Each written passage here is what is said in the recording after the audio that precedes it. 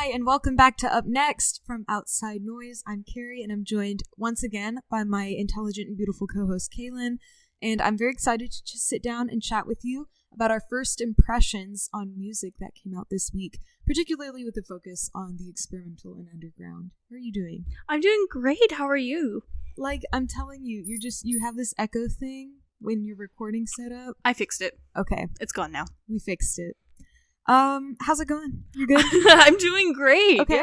Yeah. There were fewer albums this week that I really loved than last week. Yeah. I think last week we had kind of that bump from New Year's Day where all the people who wanted to put their album out on New Year's Day did so. And then fewer people are like, oh boy, I'm going to put my album out January 10th. Ooh, week 2. Ooh, yay. Let's go. Yay. But there were still some diamonds in the rough that I found. I would say this week is the fastest I've ever done. Like, I've ever done my listening, like sat down start to finish and got it done, which is crazy. I do feel like there were fewer projects, but still found a couple fun things that we can talk about. Do you want to start us off? Yeah, I'll jump right in. First up with a sort of experimental ambient project. Sometimes we talk about ambient stuff, and sometimes it's hard to write about, but I really enjoyed this story. The album is called Tattoos and Other Markings by Thea Farhadian, I believe. It's reflections on the Armenian genocide. I believe this artist had an aunt who had like a tattoo from the events that were going on in that time. And so they're just sort of thinking about how that impacted her life going forward and after. Mm-hmm. It's cool. Just about tattoos and scars and that sort of thing and what you learn from your experiences and stuff. And it's really beautiful. Yes, I really like reading the liner notes on this piece too. They talk about kind of using the music and using different sound textures to like leave scars and marks on the album too, which I guess is like how making music works. But I think the artist probably explained mindset, it. Though. Yeah. Yes, I think the artist probably explained it better than I do. They use some interesting samples and stuff too, like radio broadcasts. I'm assuming that might be contemporary from the era. And some other like folk songs and stuff kind of woven into this otherwise pretty bare bones minimalist ambient recording. Yeah, it's kind of slow. It's got those slow builds that you like with ambient music. So yeah, I quite liked it. Excited to dig more into it this week. What's something you found that you're looking forward to going more in depth on? I'll go ahead and talk about my favorite album that came out from this past weekend. Oh, your favorite? This is the one that I was, again, I use like my favorite to say like I was listening to it the most. And this album I have probably listened to like 3 or 4 times in the past few days. I've really been diving into Dweller by Haunted Horses. They are a post-punk band. This album is a little more like post-rock or like noise rock. Rock and roll if you like that sort of thing. Some damn ass rock, which we do like. It's really, really heavy and really, really intense. It reminded me a little bit of Vita Blue by Mamalik. Vita Blue by Mamalik. Vita Blue by Mamalik. Vita Blue by Mamalik? I would say it's like Mamalik. It's definitely slower and doomier. I would describe it as cavernous. Yes. It's good. It's big and dark and yeah, there's some really cool like concepts here, and cavernous is definitely a good term to use because it's all about kind of like diving into the abyss and like the shadow and all that. Yeah. Really, really cool stuff. It was good and I liked it. Can they hear the dog barking? I'm sorry if you can hear our puppy dog barking. They might be able to. Oh, great. That's fine. We're just gonna power through. Yeah, that's cool. I'm excited that you're enjoying that album. Do you think you're gonna write a review about it? I would love to. I think that Michael, our wonderful chief writer and chief of would staff, do it justice. I think this is some real Michael core. Okay. Michael, I know you can hear us. You should check out this album. Okay. Cool. What else you got? Yeah, another album I really enjoyed this week was Plum, Pinball by TULPA. We sometimes it's tricky to talk about ambient music on one end because it is so experimental and big and everything, and on another end of that spectrum is we don't always talk about indie rock because it's like you can't really it's inherently not very experimental, you know? Yeah, I don't know if I would say inherently not experimental, but there's It's a hard pretty to defined find sound that really capture your interest. Yeah, there's not a sometimes. lot of innovation that's Right. going on. Where I feel like with this new Tulpa record, I feel like this is actually experimental.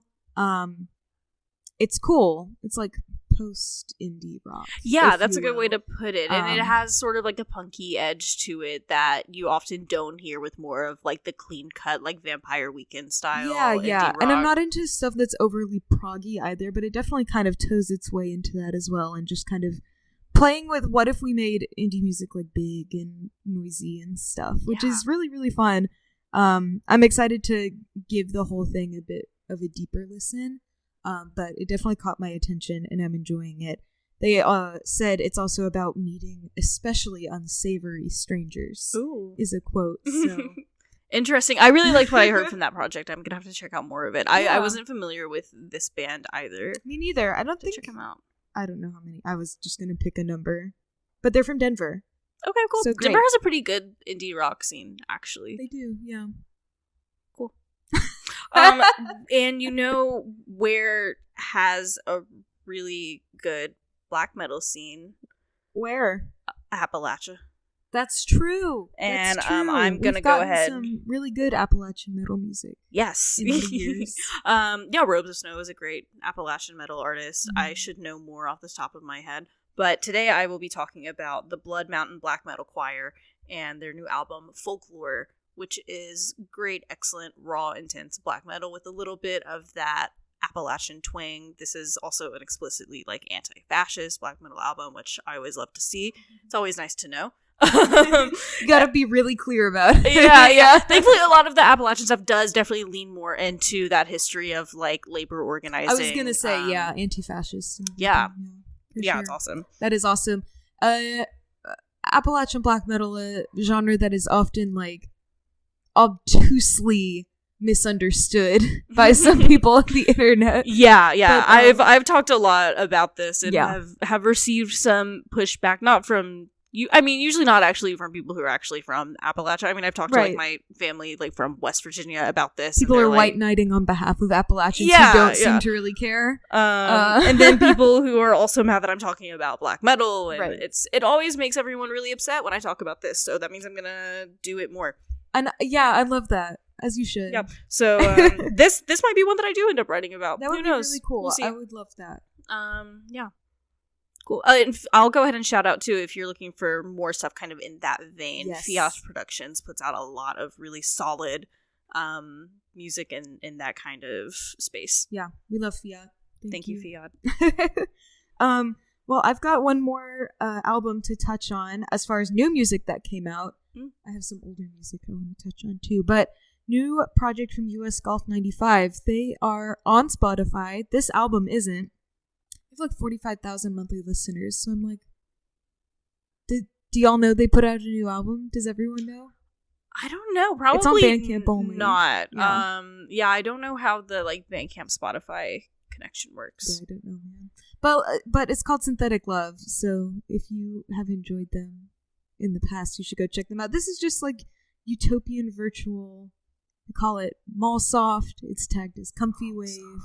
So nothing super challenging. It's definitely more your beats to study and relax to. But I like that kind of thing sometimes. And they have kind of a golf aesthetic, obviously, being called US Golf 95. And I really liked it. They have this slowed and reverbed remix on there. It's really sweet. Yeah. I love a slowed and reverb. Yeah. Sure. Yeah. So it's not much, but just a little vaporwave. It's not the most exciting thing to talk about, but I like to kind of throw some in there every few weeks. Yeah. I did a deep dive this past weekend onto DMT Tapes. Yes, Florida. you were telling me about that. And they are a record label, a Bandcamp label that only does vaporwave stuff. And they got started in like 2014, 2015. I don't know if that's right. But they were they kind of came after like the peak. I was gonna say that's like the middle end of the whole Yeah, thing. well, I saw the founder was talking about how he was just seeing everyone say like, "Oh, vaporwave is dead. No one does this stuff anymore." And he was like, "Well, someone's I'm got still to. doing it. I'm Yeah. still doing it." So he started putting out like tons and tons of his own music under this label and under like 100 different artist names. So it looks like you have this very robust label, like a but giant really it's community like or one whatever. dude. Yeah. That's really funny. I like that 80% approach, too. of the label I think is his stuff, and then he does like feature other artists too. But, Right, you kind of have to, but I love that. Yeah. I love that. Where he's like, "This is my label, and I'm populating it entirely with shit that I do." Yeah. So that's awesome. I love that the artists who have that level of output and that desire to like keep the scene going. Mm-hmm. Yeah. So they put out consistently excellent vaporwave stuff. Even if there's like the bridge keeping vaporwave alive until its next wind, Yeah, it's cool and kind of, like you said, keeps the scene alive and keeps people talking about it, and it just showing up on your rate your music feed or whatever. So, yeah, super cool. I feel like so many of the vaporwave albums that I see also are put out by that label. So I'm really never surprised. It's called DMT Tapes. DMT Florida. There's a few different aliases also. Somewhere around there. Yeah, something like that. That's cool. Did you have another album you wanted to talk about? Or sure. Yeah, I will my shout out thing after. Sure. Yeah, sorry. It's okay. Go for it. I will shout out Language of the Torch by Kelby Clark. This is a banjo instrumental album.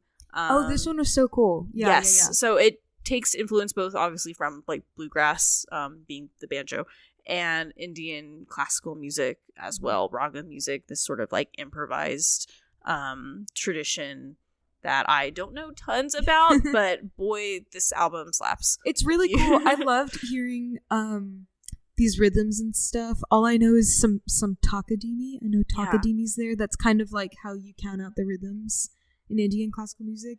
And they're kind of like repetitive syllables. Yeah. I don't know, but you can hear that present in the banjo. And I also think it's interesting. I'm thinking of like the sitar and the banjo next to each other here. Yeah. Well, the banjo came out of the African music tradition. Yes. Yeah. So that's not like India, but I kind of see how. I know they're not. not. I know they're not the same instrument. I'm saying like they're using the banjo for a type of music that I feel like would typically use the sitar. Right.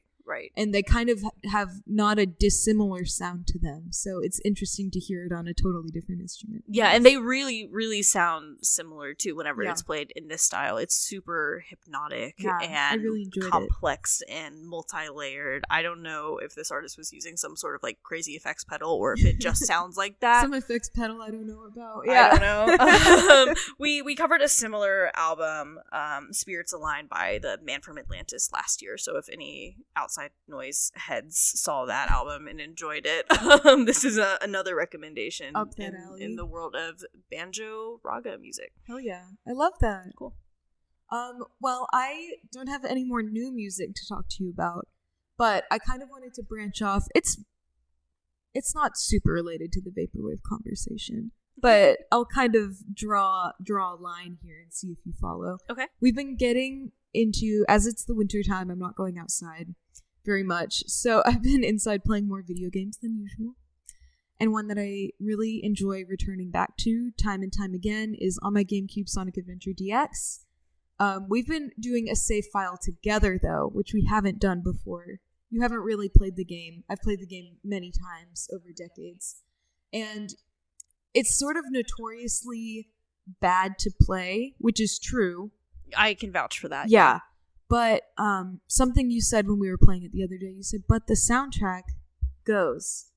And so I'm interested in jumping in a little bit. We can talk about the OST to Sonic Adventure DX if you'd like. Sure, let's go for it. I see what you're saying with the vaporwave through point too, because vaporwave has such a sheen of like faux nostalgia on it. Sometimes real nostalgia if it's, the example that you gave today uses a lot of samples that are like instantly recognizable if you've been in like a shopping mall before. Yeah.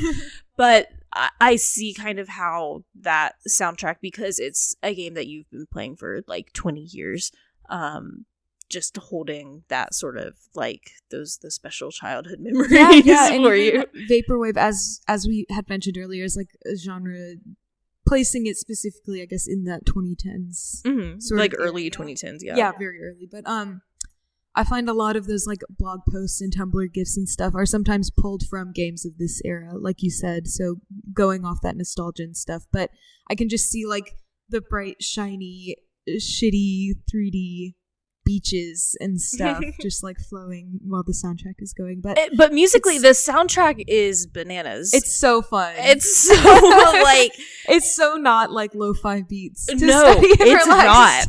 It's all over the place. There's so much jazz. There's a lot of jazz and very like high energy, like J-rock adjacent sort of stuff with these like crazy guitar solos. There's some J-rock, there's some city pop, there's some digital hardcore. Sure. And stuff like Speed Highway. Yeah. It's really, really fun. Just that late 90s leaning in. And I feel like the jazz stuff is always like big band too. They've got like all the brass, there's strings and synths and electric guitars, and it's super fun. Is there a Knuckles rap in this one? Yes. Love.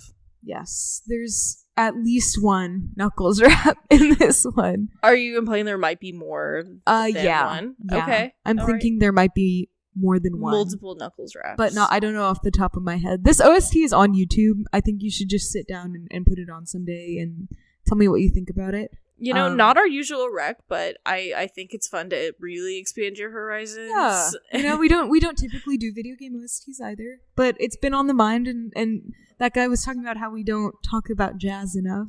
I was like, this is jazz. This is cool. I think we talk about jazz just enough. I think it's just right. In my opinion. Okay, I'm back. Okay, we're back. Brief technical issues. Technical issue, we're back. All right. What's up? Do you have anything else on your list that you'd like to talk about? I know last week we did the stuff that we didn't really care for. Yeah. We did constructive criticism corner. But I don't think we had anything that was like that bad this week. No, nothing really stood out this week. I don't see that being a segment we need to like force every week. No. If it happens to fall into place, we can do constructive criticism corner. But I liked how we ended. I like how we ended last time. What's one thing you're looking forward to this upcoming week? That's really sweet. I have some secret project in the works that I'm excited for. A secret project? That I'm not talking about yet. Are you talking to me about it off camera? Yeah. Okay. Yeah. Wait, I don't know what it is. Have you talked to me about it at all yet? I don't know what you're talking about. You know what it is, you just forgot. Okay. I'm looking forward to that, and we're seeing a movie tonight. That'll be fun. I'm so excited for the movie. That was going to be my pick. And my friend has a birthday party on the weekend that I'm excited for. That's this weekend? What about you? What are you looking forward to? The movie. We're seeing Nosferatu. Ooh, very scary, very sexy. How long is it? It's like 3.5 hours. Okay, because how long? I don't know. How long I'm sorry. was the first one? Also probably like an hour. The film was really, really expensive back then. I know. I'm like, it's probably the OG is not that long. Yeah, an hour and 20 minutes for the OG. Yeah. Let's see how long. This is really exciting, guys. This one is. Yeah, this isn't a movie podcast. It's 2 hours and 12 minutes. It's less than an hour longer. That'll be fine. We can do it. It'll be fine. I'm excited for the rats. Heard about the rats? I'm excited. Can we go get dessert after? Yeah. Can we go to Mango Dessert? You don't want to get candy before? Can we do both? I think that sounds great. Yay! Okay, well, we gotta go buy some candy before the movie, but it's been a blast chatting with you here today, Kalen. Wow. Thank you for joining us. If you are at all interested in any of the music we talked about, if you liked any of the recommendations, you could follow along. We have album reviews and things coming out all the time. We post a lot on Instagram, TikTok for now, but you know, who knows where that's going. And we're ramping up YouTube this year, so just stick around. We're going to be talking about music, and we're selling tapes on our website. It's linked below. Thank you for joining us for episode 2. Yay! Bye! Okay, bye!